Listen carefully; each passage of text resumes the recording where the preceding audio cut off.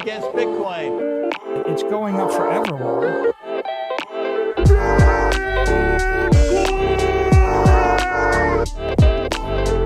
You're against Bitcoin, you're against freedom.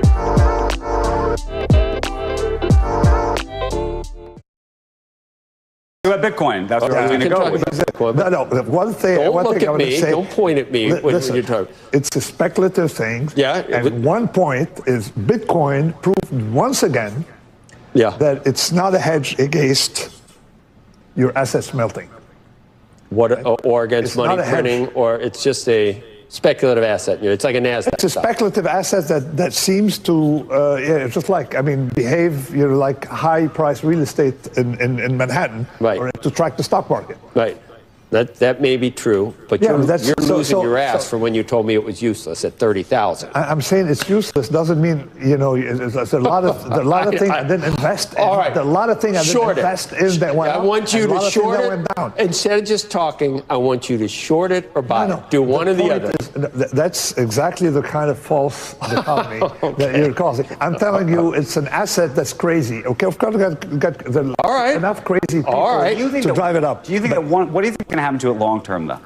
I have no idea. First of all, I have no idea. It's a speculative asset. What I'm saying, it's not useful in an economic system to have assets that go from $10 to $60,000. Okay, when we're looking for price stability, like Netscape, it goes from 800 to 180. But that there's an underlying company that actually produces something that makes a product. But on any given day, whatever it's worth is totally ephemeral. You have no idea. Let me tell you the problem with Bitcoin people. They always NVIDIA went from $6 to $400. And it's revolutionizing the world. Well, who knows whether Bitcoin's doing that or not? There's people that think Bitcoin is doing it. But people that think it is. How so? It's become a speculative asset. That's what it is. That's the product. It has a functional use in terms of what constitutes like actual money. It has a that's exactly like that you're getting wrong. It's proving that it can be anything, but it's not a currency. It's not a hedge. All right. So, welcome to Simply Bitcoin Live, your number one source for the peaceful Bitcoin revolution. Oh man, Nassim Taleb made himself look a fool. I mean, out of all people, isn't it crazy what happens when BlackRock steps in, legitimizes the asset in the eyes of legacy financial media, and then you have the anchor himself calling out Nassim. And again, this has been someone that has talked very ill about Bitcoin and the whole, because it kind of like moving the goalposts a little bit, like, oh, this is a useless asset. It will never function as a currency. Who are you? Are you the God King of currencies? Do you get to determine what is a currency and what is not a currency? Kind of like central bankers kind of give me that vibe. The market determines what is a currency, what is not a currency. Now that Bitcoin is experiencing this hyper growth, like, okay, perhaps the volatility is not for you, but 60% of the world doesn't have the financial privilege of living in a world with a relatively stable fiat currency, and Bitcoin is for them. Like, Bitcoin is for the countries that, or Bitcoin is for everyone, but Bitcoin is for, like, if you want to save your purchasing power from the ravages of inflation, Bitcoin is for you. Michael Saylor did an amazing presentation, a keynote at the Bitcoin conference in Nashville, and he was talking about how Bitcoin is basically one of the only assets that's going to be able to maintain your purchasing power over a long period of time. That's what it's useful for. Self-custody Bitcoin, like, that is the most liberating thing a human being could do, is take self-custody of their Bitcoin. I can't even describe it to you. Like, it's just like, it's something that you need to experience on your own. And I promise you, you will never look at a bank account the same way again. You will never look at wealth the same way again once you learn how to take Bitcoin into self-custody. Once you take your financial sovereignty back, which you can only really do with, like, okay, gold bars underneath your bed, right? Or cash. But again, cash, it's depreciating. So, like, that's not going to last very long. So I guess gold. But then it's like, what about the physical security of it? If it's a large amount, it's very heavy. You can only put so much on your body. Someone could take it from you. you can theoretically memorize a 12-word seed phrase, and you can theoretically store millions, billions, trillions of dollars in your mind. I don't recommend it, but you could do it. It gives you the power to do that. And because it gives you the power, because Bitcoin is that tool, it gives you the ability to achieve sovereignty, like individual sovereignty, financial sovereignty, and no other asset on the face of the planet gives you that. And I understand if you're an academic, if you're coming from the fiat world and you believe in the religion of fiat, that's very difficult to understand. I think self-custody is a radical idea to many people, but you can't look at me with a straight face and tell me that it's crazy, because I'm just thinking of Venezuela. I'm just thinking of Argentina. I'm just thinking of all the stories that I've heard of people saying, like, thank God for Bitcoin, I was able to take my wealth with me, or I was able to just earn in Bitcoin and put that in Bitcoin. It didn't matter where I was on the planet. I could save in a currency that's going to benefit me, the individual. So I think he's just wrong, financially privileged, and it's very difficult to eat your words, right? Like, how long has he been criticizing Bitcoin? I think since before it was over $1,000. So now that it's at what, $56,300, he kind of has to eat his words a little bit. And Bitcoin is fundamentally, it's a humility test, and it's very difficult to, eat that humble pie sometimes. Anyways, Opti, I had you on stage from the beginning because I know that you've been a vocal critic of Nassim Taleb in the past. What's your take on his recent comments from, legacy corporate media? Well, I'm old enough to remember the fact that Nassim Taleb wrote the original, preface to the Bitcoin standard. And we were all hyped when he seemed to grok Bitcoin. We're like, okay, we got someone that seems to be a contrarian thinker, understanding Bitcoin. And then shortly after that, he just went full Bitcoin derangement syndrome and was saying like, what was he saying? Olive oil trees are a better investment than Bitcoin. And that was at like in 2020 or something like that. And so it's really hilarious that now we have, Joe on CNBC basically being like, look, bro, if you think it's bad, then short it. Like, put your money where your mouth is. And he's instantly quiet about it. Of course, he's going to dig his heels into the fact that he thinks Bitcoin isn't, what we all think it is. But again, the market is proving him otherwise. Like, yes, Bitcoin is volatile, but it's volatile to the upside. And part of what we're doing here, like someone said in the chat, like the reason for Bitcoin is resistant money. It's freedom money right now. And he's still, with this idea that, Bitcoin is a hedge against uncertainty and it's not a hedge against the system, where in reality, it's like Bitcoin is a parallel system right now. It's a parallel money that no one controls. And that's why we love it so much. There's no cabal of bankers that control Bitcoin. And yes, right now it's still in its nation early phases and it is correlated with a lot of markets, but that doesn't, I don't think, defeat the theory that we all think about Bitcoin. Like, Bitcoin is working exactly as designed. And man, it's awesome to see Nassim Taleb just continue to have Bitcoin derangement syndrome on live national television and get all flustered about Bitcoin. And he's going to continue just digging his heels about his anti-Bitcoin stances. And man, it's almost sad to see, but we've seen this happen before a lot in the Bitcoin space, where once people come out as Bitcoin deniers or Bitcoin skeptics, they're never going to change their position on what they believe Bitcoin to be. And no price is ever going to prove to them that Bitcoin is what we say it is, except for, full mass adoption. And even then, there will still be holdouts to Bitcoin. But I mean, for us, Bitcoin's changed our lives. It's given us something that we can store our value in. It's going to increase in price. And if you ever use it, like Nico, you were saying, have you guys signed up for a bank account recently? It's like terrible. The hurdles you have to go to horrible, bro. To get a a wire bank account transfer. It's like is insane. Freaking nightmare. It's insane. And you can't send your money wherever you want. Literally, we can send our money wherever we want. No one can tell us what to do with our money. And if that isn't a use case, then I really don't know what is. It's like, I store my value in Bitcoin. It retains its value. Actually, it goes up over time. And I can literally send it across the world. And you can't do that with traditional banking systems. So it's actually hilarious when you see people have these mental gymnastics and just continue to have Bitcoin derangement syndrome. But hey, bless Nassim Taleb's heart. His books are still pretty good. They were part of my Bitcoin journey in the early days. And I think at this point we can kind of separate the man from some of his work, because he's obviously never going to change his thoughts on Bitcoin.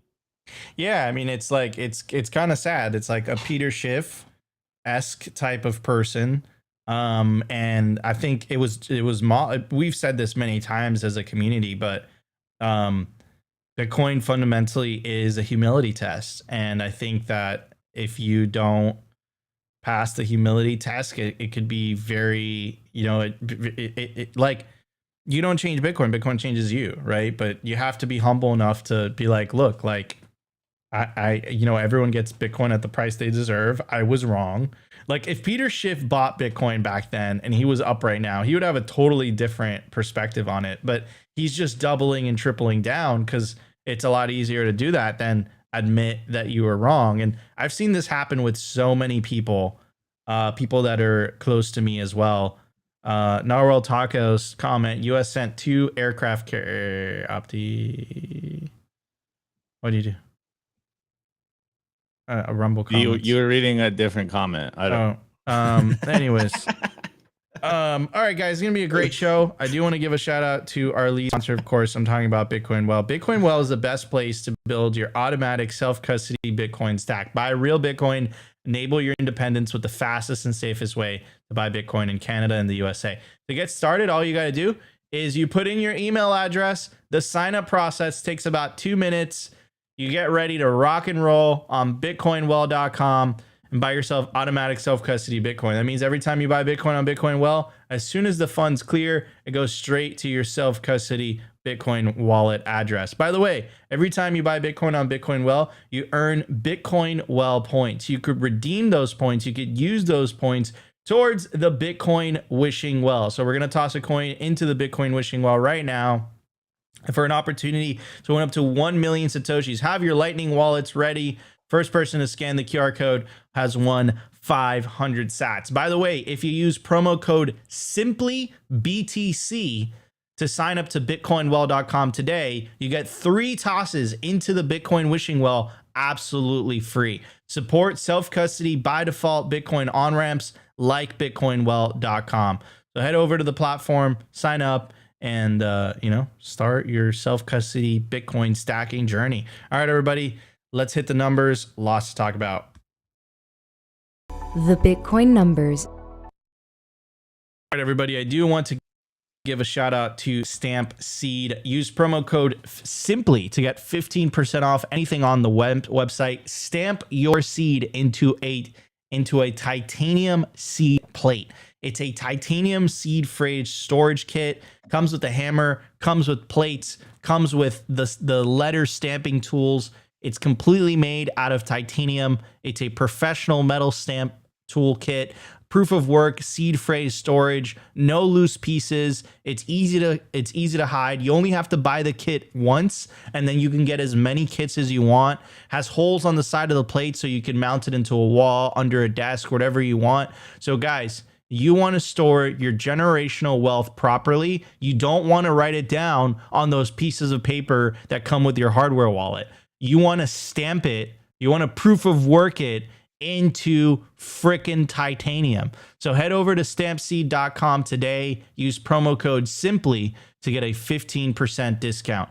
At the time of recording, the Bitcoin price is 56,530. Sats per dollar, 1,769. Block height, 855,672. Blocks to halving, 194,328. Halving estimate, March 23rd, 2028. Total Lightning network capacity, 4,821 BTC.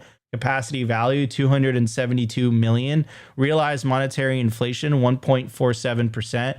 Market capitalization, 1.12 trillion. Bitcoin versus gold market cap, 6.76%. In the grand scheme of things, Bitcoin is just getting started. One of the central themes to this show is the separation of money and state, and also the decentralization of not only money, but also the decentralization of information. And we're currently living through this, I call it the great disintermediation, right? You've seen this with the fall or the downfall or the to plummet as more and more people continue to seek independent media as their sources. And then you're seeing governments and also the legacy media outlets, which in my opinion really functioned as a propaganda arm for the legacy fiat governments, react to that. They absolutely hate the fact that Nostr exists, that Elon freed the bird, and they can no longer control the narrative. I mean, this is something that Nayib Bukele talked about when he wrote the article, Stop Drinking the Elite's Kool-Aid. And he talks about how one of their most important weapons is their quote unquote control over the truth, and that they're willing to fight, lie, smear, destroy, censor, confiscate, and print, and do whatever it takes to maintain and increase their control over the truth. But once you have mass scale peer-to-peer communications, like what a lot of social media, like think about what's happening right now. Like me and Opti, we're in our home studios and we're communicating directly to you guys peer-to-peer. And let's just say that we're not saying a lot of the approved mainstream narratives. Before social media was a thing, before the media was a thing, think about it. There was only like, what, 50 channels on TV, right? You're going to get news. You had the newspaper, the local newspaper, the national newspaper. That's it, right? And then maybe you could talk to your friend over the phone and stuff. But now you have individuals building massive platforms independently. And that kind of, like, governments were not prepared for that, to be to be honest. I think during the pandemic, there was multiple examples of just how, like, Joe Rogan was talking about his podcast. He was like saying, like, he was bringing on some of the medications, and you just see the legacy media just like, oh, he's eating horse dewormer, and like they were just fucking lying, right?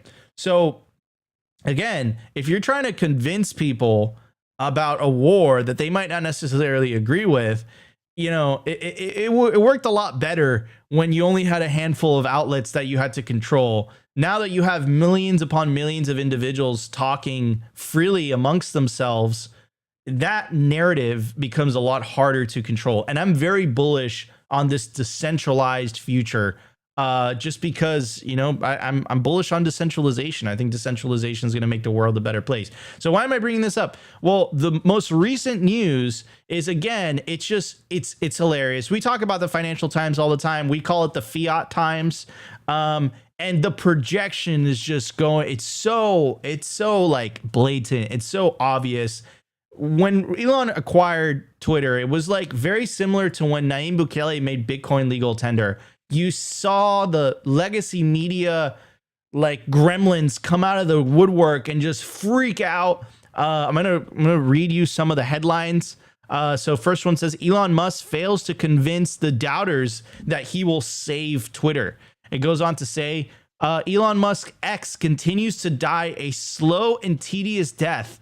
Maybe we should be grateful, writes, a legacy media journalist.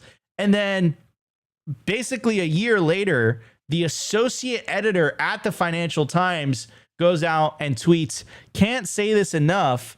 Elon Musk's menace to democracy is intolerable. He's using the largest and most influential platform in the democratic world to stoke racial conflict and civil breakdown. In his own post and what X promotes, democracies can no longer ignore this. So projecting initially, and then when it's become blatantly obvious that just people are not fans of the legacy media anymore, Twitter right now is the most popular social media platform. They freak out, and they're hiding behind this democracy, and they're hiding behind like, oh, this is racist and like whatever. But the reality is, and I think Elon says it best here, he doesn't like competing with the truth. And then he goes on to say, we'll add him to the lawsuit. And that's really what it is. And connect the dots with the Nayib Bukele article. This is about controlling the truth. And when you have competition, like, he can tweet just as much as the rest of us, but that's not what he wants. He wants special privilege. That's why when the blue checkmark thing came out, and everyone can get a blue checkmark, and that wasn't necessarily very popular with the Bitcoin community, That's why you saw the legacy media outlets have a meltdown, and they're like, no, I had this blue check mark and it was a sign that I was better than you and all these things. Now everyone can get a blue check mark, and they kind of freaked out about it, right? Like Twitter 1.0, the legacy media was the approved source. Twitter 2.0, it's kind of like, may the best idea win, which is the way it should be. But if you come from that world where proof of stake means a lot, you know, it could be a very tough pill to swallow. So I think the world's going to be, like I said, a much better place for this. It's going to be a much freer world. And once we go up against really the final boss, because I said there's two things that are happening right now, the disintermediation of money and then the disintermediation of information. I think the disintermediation of information is a necessity in order to win the final battle. And the final battle is, of course, the separation of money and state. Here's Justin Amash, and I think he makes a really good point. He goes on to say, Bitcoin puts at risk both a central bank digital currency and the state's monopoly on money, which is why the federal government will do everything it can to prevent its successful emergence or that of any alternative currencies. We need to fight against laws and regulations that hinder money's independent development.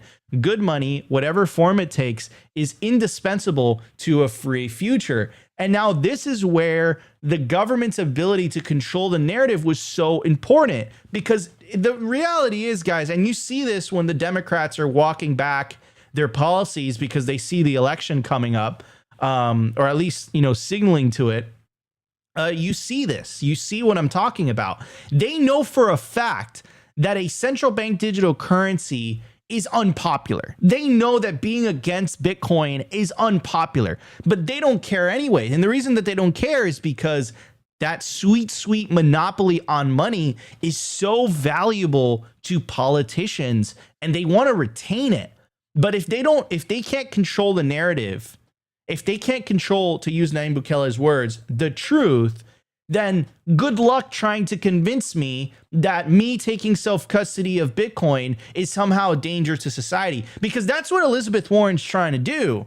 When she's trying to convince you, screaming from the rooftop, that Bitcoin is used for money laundering, that's all it's good for, and, you know, it's going to facilitate terrorism and all that stuff, that only works if people don't fact check her. If people fact check her like we've done in real time, then she looks like a fool. And then you're making like, why did she lie about that? And then once you go down that rabbit hole, you're like, she lied about that because she's a politician and she benefits tremendously from that monopoly on money. And that's what it's about. That's what it boils down to. So these two things are super interconnected, and the fight for free speech is the front line for the fight for Bitcoin. They go hand in hand, and we're already, I would say, 80% through the fight for free speech. I think we're winning. We have I love Nostr because it's like the Alamo. And one of the things that I love about Nostr too is that you're not algorithmed. So like Twitter makes you feel a certain way once you're scrolling. Nostr, you don't feel that way. When you're scrolling on Nostr, you're just like, oh, okay. Like, this is cool. This is a really good take. So I like Nostr because it's like the final, like, if Twitter gets co-opted, if Elon gets taken out by the machine, by the matrix, then, you know, we can all go to Nostr and you can't take it down. It's a protocol, right? It's beautiful. So I love that. But the reality is that the vast majority of people are on Twitter right now. That's where the action is happening. That's where the volume is. And on that front, we're winning. And it's really, really awesome. Venezuela had an election recently, and you just hear the president going like on his streams, and he's like, Twitter he used the word digital imperialism. Like, I was like, holy shit, that is a big ass word. But just to kind of give you an idea of how powerful this is to really win over the hearts and minds. And remember, the battle for Bitcoin is the hearts and minds of individuals. So it's all interconnected. The good news is that we're winning. We got to keep up the pressure. And then major breaking news, Elon, after the Supreme Court ruled that Google was a monopoly, Elon announced a lawsuit this morning, basically teaming up with Rumble to sue Google because Google's essentially making it incredibly difficult to compete with them. So, I mean, like, dude, this is crazy. Like these are things that, you know, we've experienced as content creators. I think, you know, the future of freedom of speech and the future of communications is very bright. Opti. Yeah, well, what's that saying? The most dangerous thing to a government is a well-informed population. And as we've been seeing in the last, especially in the last 4 years, but obviously for probably the last 50 or 60 years in at large, is that it's very easy to manufacture consent, especially for humans. Most people don't like to think. They just like, tell me what to do. And if a lot of people are telling the same story, then people start to go along with this. And it's been working for a long, long time, except for now in the digital media age. And remember, guys, we're still relatively new in the digital media age. I think Facebook's been around for like 10, 15 years tops. And so we're still kind of dealing with these ramifications of what digital media is doing to society. But in the last 4 years in particular, we've seen a $1 trillion psyop, a coordinated narrative into trying to control humanity. And now it's starting to crumble. People are starting to wake up, or at least starting to feel like, wait, something that they're telling me isn't jiving with reality. And again, you know, standard Bitcoiner talking about like 1984 and Big Brother, but they don't want you to believe your eyes and ears. And so they're going to continue to manufacture consent. But as we're seeing in real time, that power is starting to dwindle. And I love that we always reference the Nayib Bukele article, because it's not just Nico and Opti talking about this on YouTube. You know, some YouTubers, some Bitcoiners that just been around and shit post on the internet, like someone that has seen behind the veil in a position of power saying exactly what we all know to be true, is that they can control, or rather manipulate the conversation, manipulate the narratives, and most people will go along with it. But, you know, love them or hate them, Elon, I think, is kind of putting up the good fight with Twitter, whereas I do still kind of believe, I flip-flop on Elon all the time, guys, so you guys can whatever, call me a hypocrite or whatever, but on the one side, I'm always like, Elon is doing, you know, humanity a service by allowing conversations to happen on Twitter and seemingly being an advocate for free speech. And then on the other side, I'm also like, yeah, you know, I'm pretty sure the statistics are in that there's still a lot of well, how would we say this? How would we say this nicely for YouTube, since we still are on YouTube? There is still a lot of, for lack of a better term, censored conversation or more push narratives on Twitter, but at least it does seem like it is a more free-flowing conversation. And if you've been on Twitter, you're not even on Twitter, you just hang out with us on YouTube. If you do go on to Twitter and there is breaking news happening, you can really be able to parse through the information a lot better than you're going to get out of the legacy media. Like, you get a real-time conversation. And I did just read, I forget what her name is, but the CEO of Twitter, she just wrote this big long letter on YouTube about this lawsuit. And as much as that Financial Times guy was saying like, oh, Twitter's going to die under Elon Musk, it's actually increased, I think, like 25% by the amount of people on the platform. It's literally like the biggest social media platform right now. And people are really enjoying. Yeah, there you go. Go down a little bit. There's a number in here about a watch time. Wait, go up a little bit. Go up. Yeah, that right there. You got it. So using a Twitter legacy metric, user active minutes in August 2022, people spent 7.2 billion active minutes on the platform. Today, that number is more than 9 billion, a 25% increase. And the same is true for video, even compared to last year. Daily video views are up 45% to 8.2 billion. X is innovating and growing. So and then also, like, to add to your point, Opti, like, now X is the most popular news app on multiple different on the Google store, on the iOS store. So it kind of coincides, like, it kind of matches to what we're saying is like, and this is why that guy, the media guy, the legacy media guy, he is projecting. They're projecting onto us what it is they're guilty of themselves, right?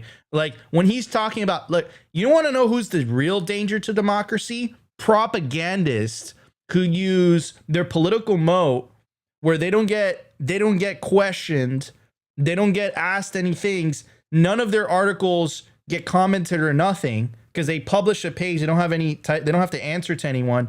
They're more of a danger to society.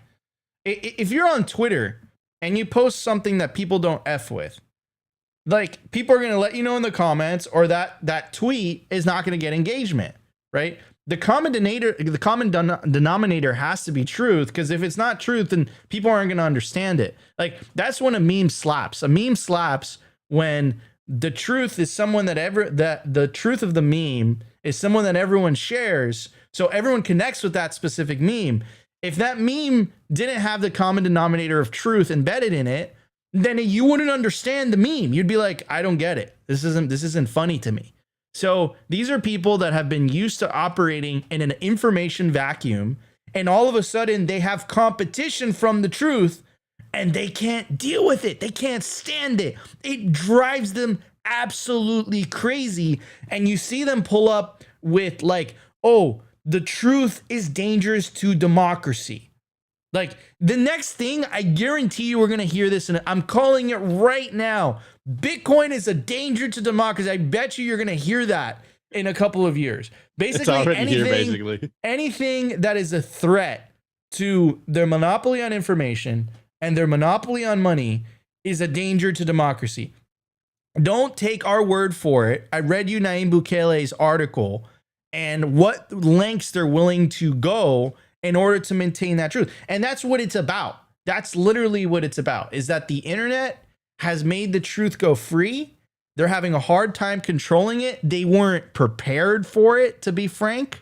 And then Elon just like exacerbated that as soon as he took over Twitter, and they hate it. They despise it. 100%. And you know, bringing this full circle, because this is a Bitcoin show, and I can hear someone that's new to the channel. It's like, why are we talking about the media here? Well, one, we are content creators trying to spread as much signal and help you guys, the viewers out there, live a better life. But two, remember what fiat money literally means. Fiat means by decree. So as the trusted institution starts crumbling, the power in their word starts to crumble as well. And this is what we're seeing happen in real time, that they can no longer just say things and we have to go along and parrot the lines, because now we can fact check them. Now we can have the real-time conversation in the public square that is Twitter or any other social media, or like on Rumble or even on YouTube for a certain extent.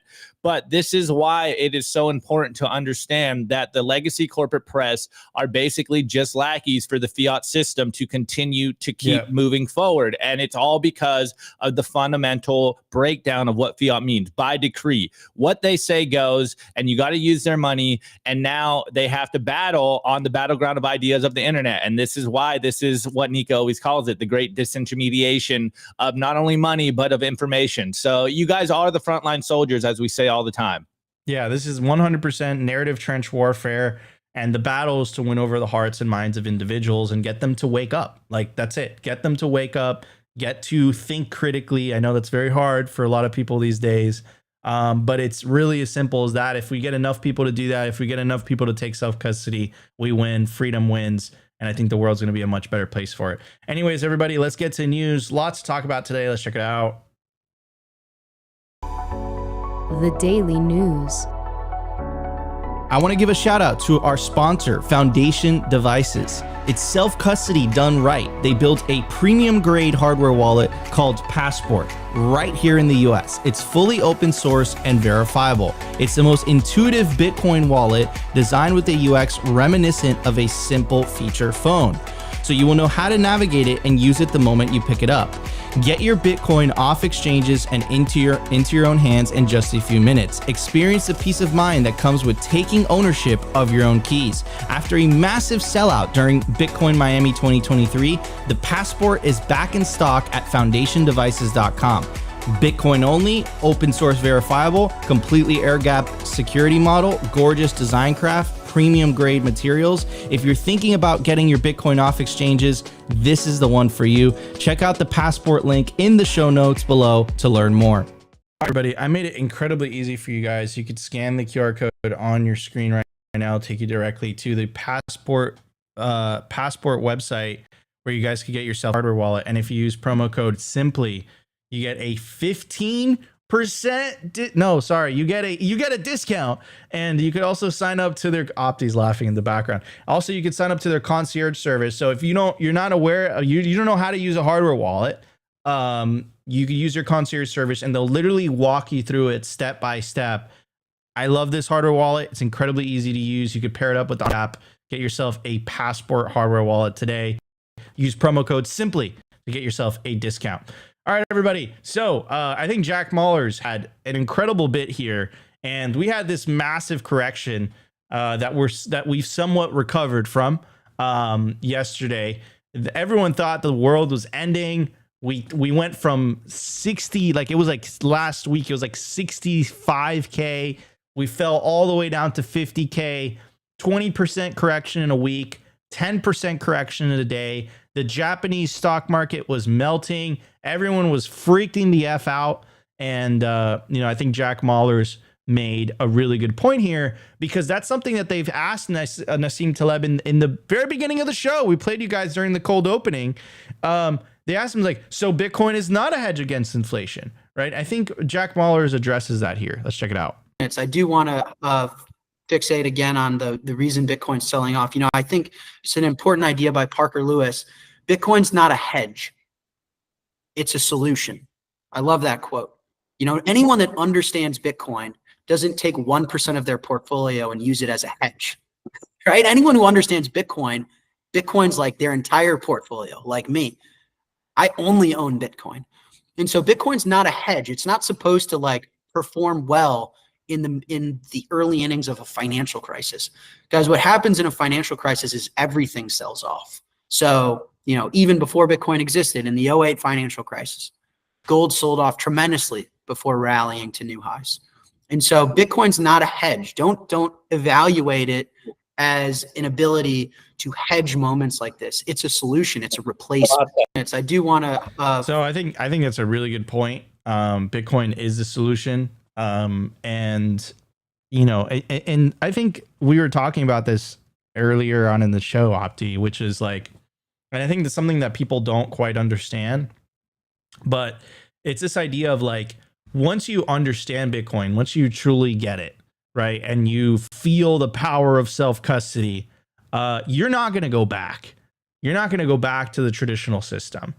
It's much more than just an asset. And it's something that Nassim and the other anchor from the cold opening didn't quite understand. It's much more than that. It's like a safe haven. It's good for your, literally, I trust me on this. Don't trust me. Try it yourself. And you'll be like, that is so true. It is literally good for your mental health, for your spiritual health, for your financial health. If you put Bitcoin in self-custody and you just lock away the key, you just forget about it and you save in it, you will literally feel better. I don't know what it is, but you'll feel better. And money in a bank account does not give you that level of peace. So I don't know what it is exactly, but there's something there. And I 100% agree with Jack Mallers. Like, Bitcoin is the solution to this. If we're having a 50% drop in the markets, I don't think Bitcoin is immune to that. But Bitcoin is the solution to the problems that those markets caused in the first place. Like, Bitcoin was born out of the 2008 financial crisis, which a lot of people have to understand, right? It was born because governments couldn't help themselves but to print. And this is all interconnected to what we were talking about during the numbers segment in the beginning, like the lies, the propaganda, the spin. All of this is connected with the fact that they need to be that way in order for a coercive system to function.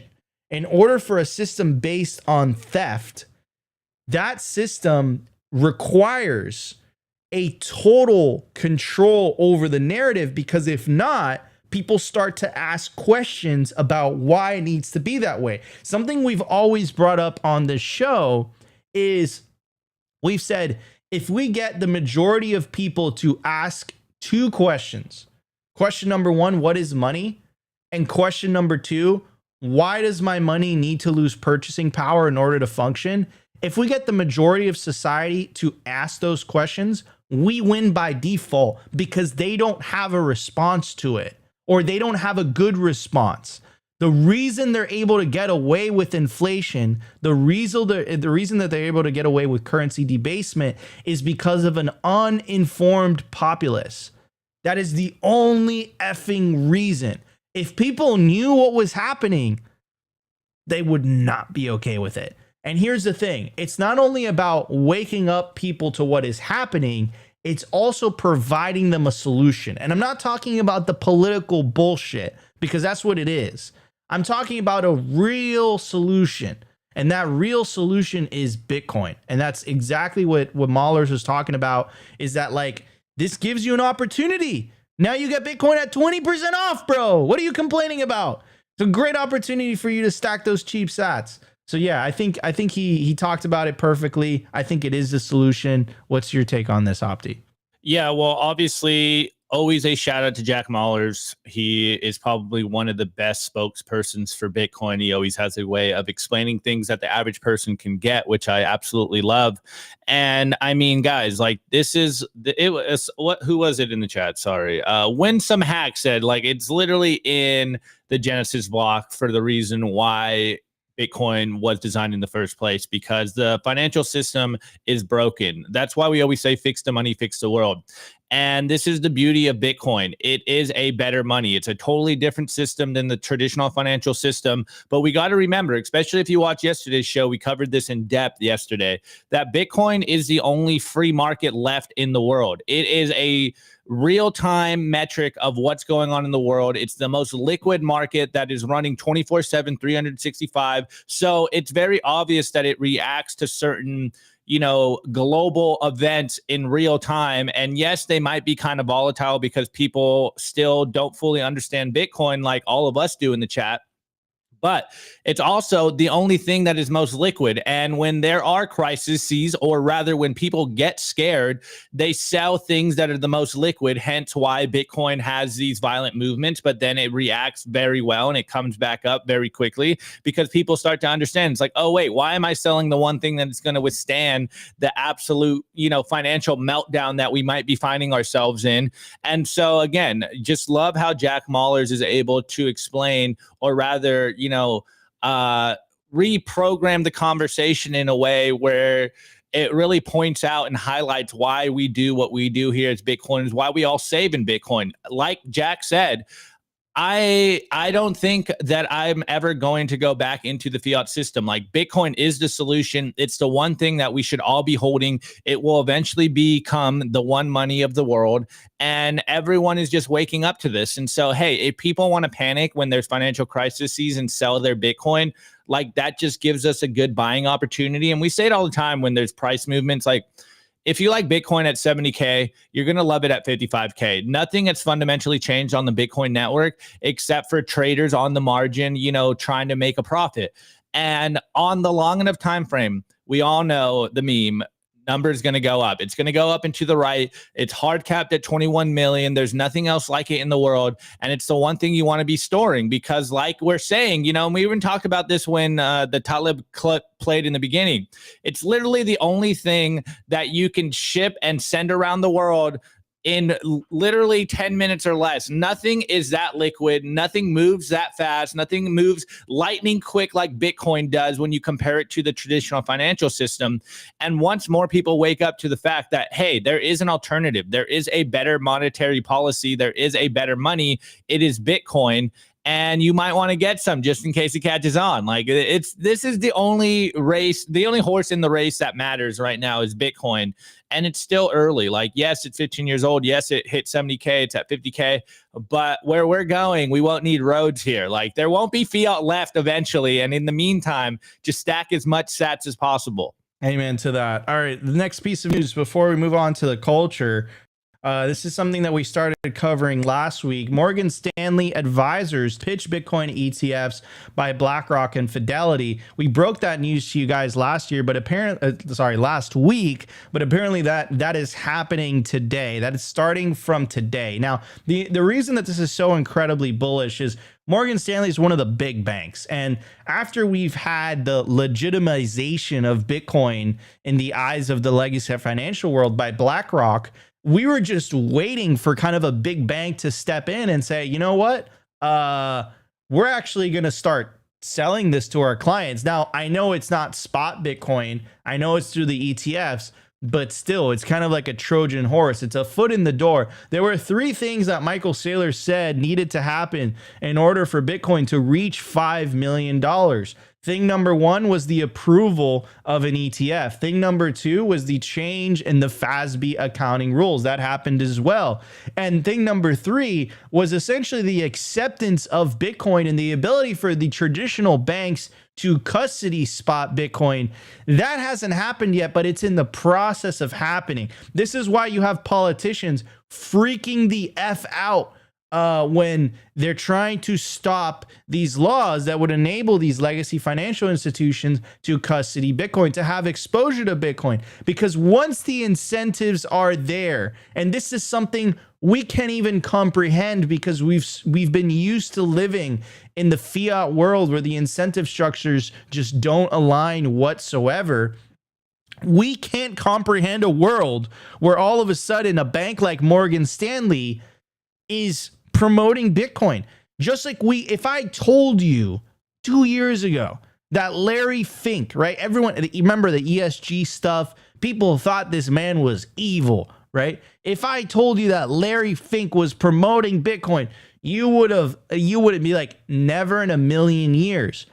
But all of a sudden, now we find ourselves in a very interesting situation where Larry Fink's incentives are now aligned with mine. Not perfectly, right? He's incentivized to sell the ETF, not spot Bitcoin, but still, we're at least metaphorically shooting in the right direction. Now, we're starting to see that with politicians. So these are very uncomfortable things, right? The fact that I'm saying this, like, Larry Fink's still, that guy's fake, Trump is fake, RFK is fake. You can say all you want, but what I'm seeing is the alignment of incentives. Now, all of a sudden, politicians are realizing if I essentially protect the Bitcoiners, I can get the Bitcoiners' vote. If I promote Bitcoin, I could benefit from number go up technology. That's what Larry Fink's thinking. That's what Trump is thinking. That's what RFK is thinking. And in a world of fiat, a misaligned incentive structure system where only an elite few benefit at the expense of everyone else, it is very difficult to imagine the aligned incentive structure system. It's very difficult to imagine that. But I could describe the first country that made Bitcoin legal tender has the most popular president in the Americas, and crime rate is down, and their economy is thriving. Stacey Herbert is basically saying that it's going to 10x from here. I believe it. So this is what I mean about aligned incentive structure. And right now, as long as the world is on a fiat standard, everything is misaligned. That means worse food, poor products, things continue to get built in a cheaper and cheaper way.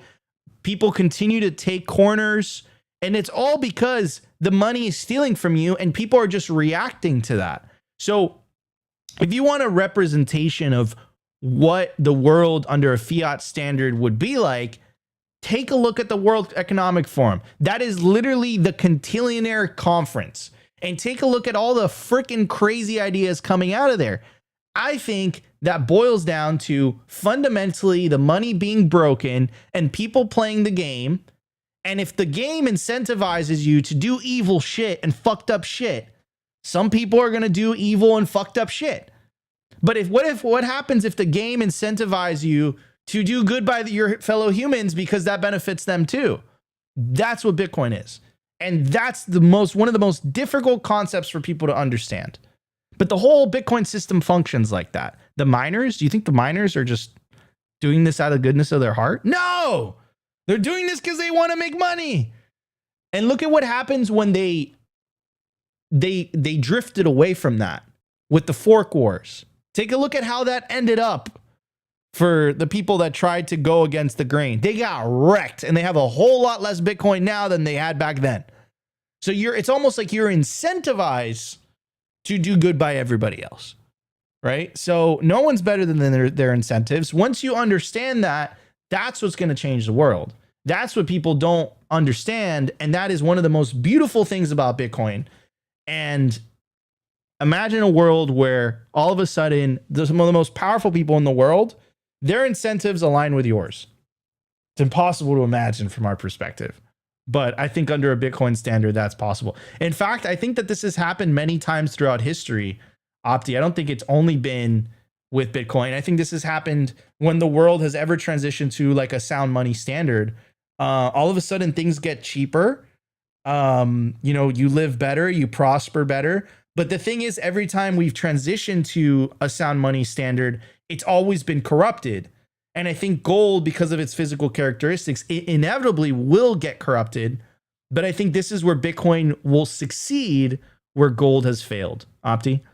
Yeah, well, I said it last week when we covered this news that I personally cannot wait for the Bitcoin propaganda department to get kicked into overdrive.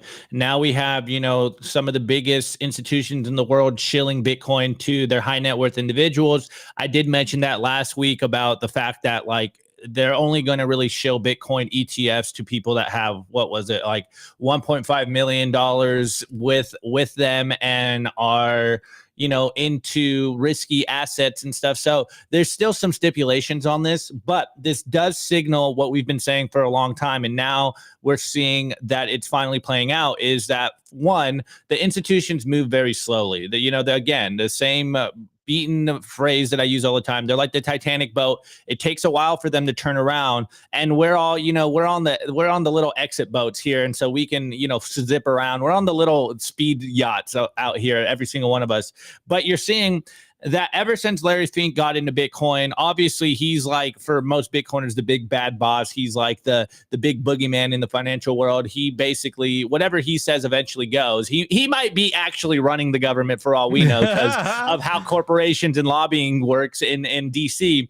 But once he came out and legitimized Bitcoin as an asset, as a commodity, and wanting to pursue the ETF, that was, the bell for everyone else, for every other institutional manager in the world to be like, oh, wait, at one time it was career suicide to even touch Bitcoin.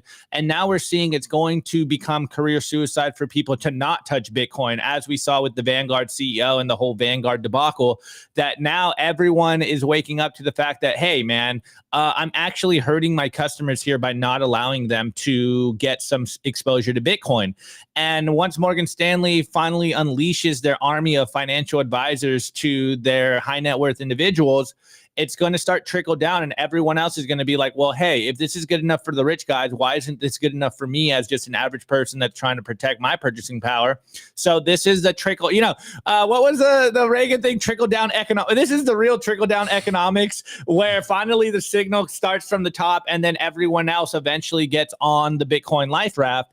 But hey, you just love to see it. Of course, as a Bitcoiner, as a pure, quote unquote, pure Bitcoiner, someone that believes that most people should be holding spot Bitcoin. Yes, there's some trade-offs to this. It is just ETFs. It is just being exposed to their high net worth individuals. But the legitimization of Bitcoin in, Wall Street or in traditional financial world, in the institutions, it's happening right now. And so, hey, we're beginning of Q3. It seems like by Q4, things are going to really start to heat up. And next year, things are going to really start to heat up. And like XX said in the chat, like next year, every institution is going to be all about Bitcoin, especially once the price starts running. Like we say, the aligned incentive structure of Bitcoin works for all of us. And if you're an asset manager out there, you're not going to shill some hot garbage on your clients and then get wrecked on it and be happy about it. It's like everyone in business wants to make money. And if Bitcoin is outperforming everything else, then they're going to look like geniuses, even if they know exactly what's going on or not. Like they will look like geniuses once they allow their customers to save in Bitcoin, because, hey, we all know numbers going to go up. It's that part of the cycle where we're going to get the next bull leg up.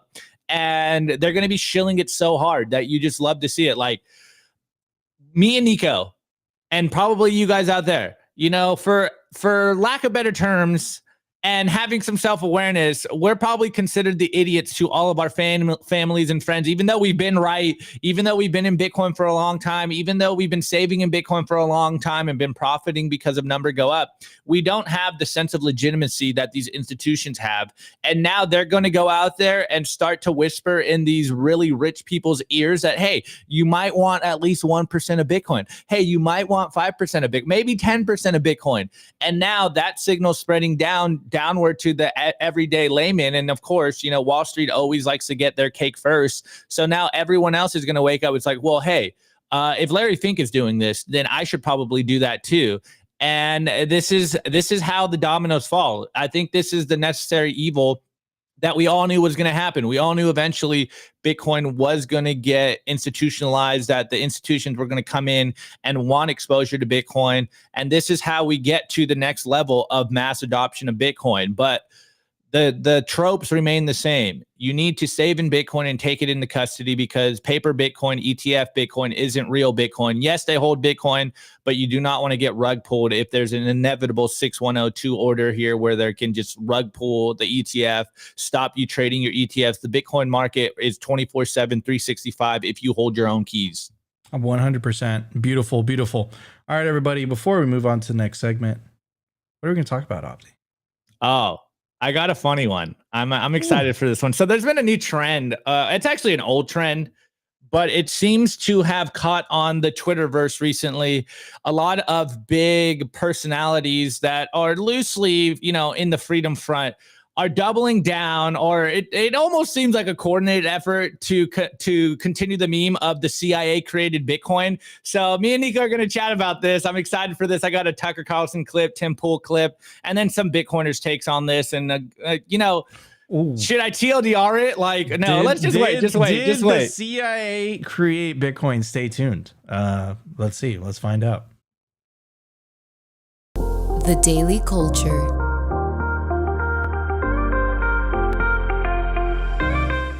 Everybody, I do want to give a shout out to our sponsor. Of course, I'm talking about the Orange Pill app. Stack friends who stack sats. The Orange Pill app is the Bitcoin social layer. Join the 11,500 Bitcoiners that are currently on the application. It has a really cool geographical feature. So if you're traveling, you go to a new city, you don't know anyone around you, you can pull up the Orange Pill app and it'll literally allow you to DM Bitcoiners near you. So if it's probably a good idea to build up that Bitcoin Rolodex, right? You want to build up those connections with Bitcoiners. I truly believe that Bitcoiners are going to be some of the most powerful, influential people in the next 5 to 10 years. So it's probably a good idea to build up that friend list of Bitcoiners. Also, it's one of the best ways to reach me directly. I don't really answer Twitter DMs or emails these days, but if you download the Orange Pill app by scanning the QR code or checking the link in the video description, you could find me on there and you could send me a DM. And every week or so, I take the time to get back to every single one of you guys. So download the Orange Pill app today. It is the Bitcoin social layer, the #1 resource for Bitcoin only events. Download the Orange Pill app today. All right, man, I'm really excited about this topic. Talking about going outside the Overton window. I absolutely love it. This is something that's been going viral. This idea that somehow, the CIA created Bitcoin. Yeah, 100%. So over the weekend, I'm sure if you guys are on Twitter, you might have saw this. If you're not, then this was going pretty viral on Twitter. Tucker Carlson did some speech last week. And, these are getting reposted by people that aren't actually in necessarily our echo chamber. Jack Shields got 731K followers, former UFC MMA fighter. I think he was like loosely Bitcoin too. But anyways, here's the clip. Tucker says the CIA invented Bitcoin. What is more likely? Some secret guy with a Japanese name or a powerful government built it? Let's watch this little clip. Crypto people aren't just in it to make a buck, they're in it to change the world forever. These are not shallow people. These are people who can answer every single question except who was Satoshi, which they don't answer. Someone should answer that. Nope. I think we know. Anyway, in fact, I have a friend who's probably sitting here who told me he did know, but I don't believe him. And I don't care if it was the CIA. It doesn't matter. The idea is still a great idea. Obviously, it was the CIA. I think we all know that. It's like Signal. They got there first. It's a honey trap.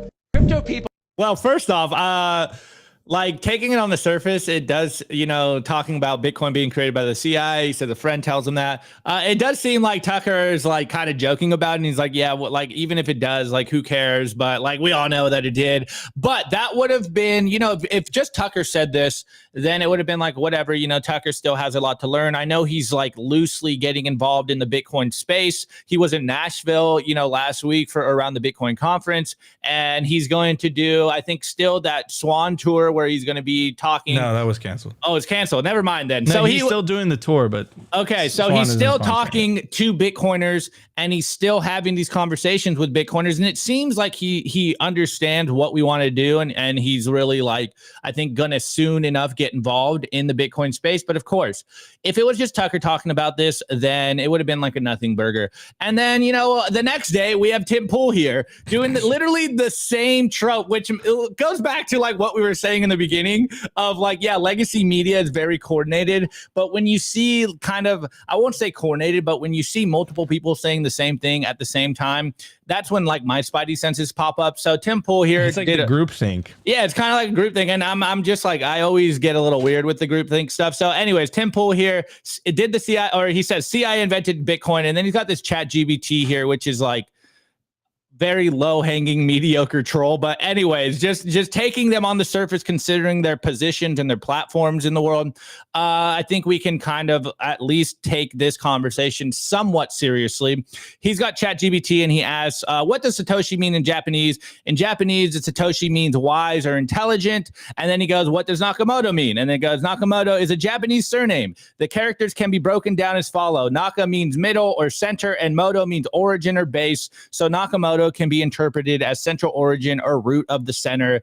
And he goes, the CIA invented Bitcoin. But there's some good comments here from Bitcoiners. First of all, Lynn Alden, to be clear, you're saying that you know that Bitcoin was invented by an organization known for its secrecy because they put their name on it, ? And then our boy Richard Whitman goes, the military created the internet, and here you are using it to make millions, lol, or Joe Nakamoto, trolling level, mediocre. And then this kind of caught the rounds before, or caught the rounds on Twitter. And you see Jimmy Song goes, the CIA doesn't have the economic sophistication to make Bitcoin. And then another great comment, which I think this is like the real signal to Bitcoin. Once you understand the technicals of Bitcoin and the fact that it's fully open source, like even if they did or even had the sophistication to make Bitcoin, the CIA, it wouldn't really matter. But it's open source. So even in the off chance they did, it works beautifully. We can all audit the code. We can all see what's going on in the code. And it's very interesting that Satoshi, when he created Bitcoin, used SHA-256 for its encryption. And if you really want to go down the angle of like maybe a government institution, you know, an ABC organization created Bitcoin, it wouldn't be the CIA. It would most likely be the NSA. SHA-2 or SHA-256 was a cryptographic hash function designed by the United States National Security Agency. Now, do I believe that Bitcoin was created by an ABC organization? No, but if anything, if the only tell here, like if the only, in my opinion, rational thought is it could have been created by someone within the NSA, but that doesn't necessarily mean the NSA created it in the first place. It most likely was created by some rogue cryptographic agent that, you know, worked in the NSA, because hey, if you're one of the best cryptographic, you know, if you're one of the best in cryptography, you're probably working for the NSA. Now, there is a lot of talk in the past about the fact that Satoshi did choose SHA-256, which is now, you know, thanks to Edward Snowden, shown to be the only encryption protocol that doesn't have a backdoor. It is very interesting that Satoshi chose that one before that news came out from Edward Snowden. So, do I believe the CIA created Bitcoin? Obviously, no, I do not. Do I believe the NSA as an institution or organization created Bitcoin? No, I do not. I think it, if anything, could have been created by a rogue actor within those institutions, that organization, because someone with the prowess of Satoshi Nakamoto isn't just like some random layman, you know, and we're kind of going down the idea that it's just one person. It could have been a group of people. But I think that CIA or Bitcoin created CIA meme has been thoroughly debunked the last 15 years. But it is very interesting that two very prominent independent content creators are saying a very similar narrative right now, that the CIA invented Bitcoin, which makes me wonder why. Why are they doing this? And what is what is the angle here? Is it to get people to not buy Bitcoin? Are they trying to scare people away from Bitcoin? We did cover a couple of months ago that Tim Pool seems to be talking about being a Bitcoiner and saving in Bitcoin, but it is very interesting. He could just be trolling here, but there is a lot of new people And this is one of their early thoughts when they come into Bitcoin, like, oh, the CIA created Bitcoin. Like, I'm staying away from it. Even if it were true, the software is completely open source. It's been audited. There's no back doors. Like, that's not a real concern for you not to save in Bitcoin as far as I'm concerned. Personally, I'm incredibly bullish that the CIA created Bitcoin. If I would have seen this trend, that's what I would have tweeted. I think everything is good for Bitcoin. And we were talking about alignment of incentives. Can you imagine the CIA aligning the incentives with yours? That would be magical. No, I'm just kidding. Hey, wait, Nico, before you go on, even if it was them, of all people or all organizations, the CIA would understand why they need a money that isn't controlled by the federal government because of all of the crazy criminal stuff that they're doing. So I endorse this What are you message. talking about? What, you didn't say that. Oh, I'm sorry, YouTube. I was metaphorically joking. Do you want to get assassinated, man? Dude, if they martyr me, then that just means everything I said was legit. Do you want to get trumped, bro? Like, come on now.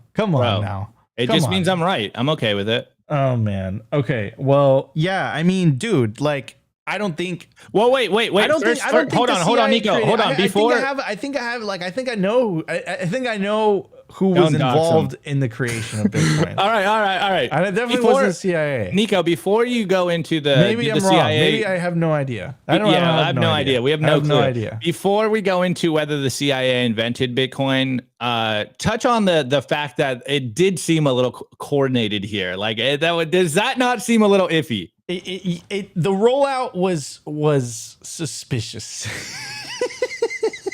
The rollout was suspicious. But yeah, man, I think that was a great culture bit. Let us know down in the comments, guys, if you like this. They totally are. Rip Opti. If Opti is missing tomorrow, you know what I happened. was putting up the good fight. So let us know in the comments. Do you think the CIA created Bitcoin? Let us know. I don't think so. I don't think Opti thinks so either. No, I don't. Some people might think. Tucker, I would say he's close, but he's not quite there. But don't fret on it because look, Larry Fink, Donald Trump, and Tucker Carlson on their first year of understanding Bitcoin, but because they're public figures, they're under scrutiny. But do you remember the first year you were into Bitcoin? Right? Yeah, I was. A lot of people highly regarded. I've met a lot of Bitcoiners. A lot of them start shitcoining first, right? So, I'm just saying. And like, imagine 5 years from now when they will understand it at that point. Like, they will have put the time to get it. And these are very influential people. So anyways, guys, if you enjoyed the show, you know what to do. Smash the like button. Consider subscribing if you feel like we've provided you value. And we'll be back tomorrow because we're Simply Bitcoin and we go live Monday through Friday, 12:15 p.m. Eastern Standard Time. So leave a comment, like I said, like the video, subscribe, all that good stuff. I'm your host, Nico. This is my co-host, Optimus Fields, and we'll be back tomorrow for another episode of Simply Bitcoin Live. Episode was brought to you by bitcoinwell.com, on a mission to enable independence.